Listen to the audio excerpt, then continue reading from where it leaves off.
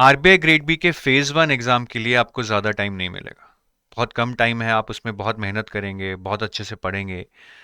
But ज़्यादा पढ़ के या ज़्यादा अच्छा पढ़कर भी कुछ ऐसी गलतियां हम कर लेते हैं कि हमारी पढ़ाई से रिजल्ट नहीं आता है। तो मैं आपको 3 टिप्स बताने वाला हूँ, जिससे शायद आपकी पढ़ाई से जो आप रिजल्ट चाहते हैं वो आपको मिल जाए। देखिए, पहली चीज़, आरबीआई ग्रेड बी में क्वांट रीजनिंग का पैटर्न बहुत चेंज हो गया है। क्वेश्चंस का लेवल काफ़ी टफ आ गया है। अब कट ऑफ कम जाती है, 60, 55, 65। तो अब वो टाइम नहीं है कि हम अटेम्प्ट को मैक्सिमाइज करने के बारे में सोचें। हम कम क्वेश्चंस करेंगे, बट हमें फोकस करना है एक्यूरेसी पर, अटेम्प्ट पे नहीं। अटेम्प्ट भले ही कम हो, एक क्वेश्चन कम अटेम्प्ट कर लें, बट क्वेश्चंस एक्यूरेट होने चाहिए। मैं आपको एक एग्जांपल देता हूं। आप सपोज कीजिए कि आप एग्जाम में 90% क्वेश्चन सॉल्व कराए विथ 70% एक्यूरेसी।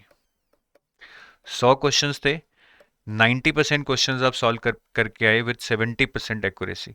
मतलब आप 90 क्वेश्चन करके आए, उसमें से आपके 70% मतलब 63 क्वेश्चंस सही हुए, 27 क्वेश्चंस आपके गलत हुए। तो आपके मार्क्स कितने आएंगे? तकरीबन 55 के करीब आएंगे। अब आप सोचिए कि आपने सिर्फ 70% क्वेश्चंस किए विद 90% एक्यूरेसी, मतलब आप 100 में से 70 क्वेश्चन कर कर आए और आपकी एक्यूरेसी 90% थी, मतलब आपके 63 क्वेश्चंस सही थे। ठीक है, 70 क्वेश्चन आप करके आए, आपके 63 क्वेश्चन सही थे और 7 क्वेश्चन गलत थे। तो आपके मार्क्स कितने आएंगे? अराउंड 61। तो आप देख सकते हैं कि अटेम्प्ट भले ही कम हो, लेकिन एक्यूरेसी अगर ज़्यादा होगी तो कट ऑफ अपने आप क्लियर होगी। दूसरी चीज़, लिमिट योर सेल्फ। ज़्यादा के पीछे मत भागो। टाइम ही ज़्यादा नहीं है तो ज़्यादा कहाँ से पढ़ लोगे? लालच आएगा, बट उसको कंट्रोल करो। एक ही सोर्स पढ़ो, उसको बार बार रिवाइज करो। और करंट अफेयर्स 3 या 5 महीने मैक्सिमम, ये एक लवली फिगर है। अगर आप 5 महीने के करंट अफेयर्स कर लें तो बहुत सेफ सिचुएशन में होंगे। उसको अच्छे से रिवाइज कर लीजिएगा।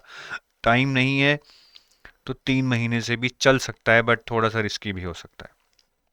And E Q greater than I Q.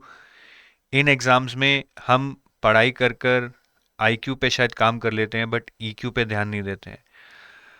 हज़ारों घंटे पढ़ाई करने के बाद जब एग्ज़ाम में 2 घंटे बैठते हैं तो रियलाइज़ होता है कि हाँ, तो प्रेशर, एंग्जाइटी वही हमें मार दे रही है, नॉलेज क्या करेगी?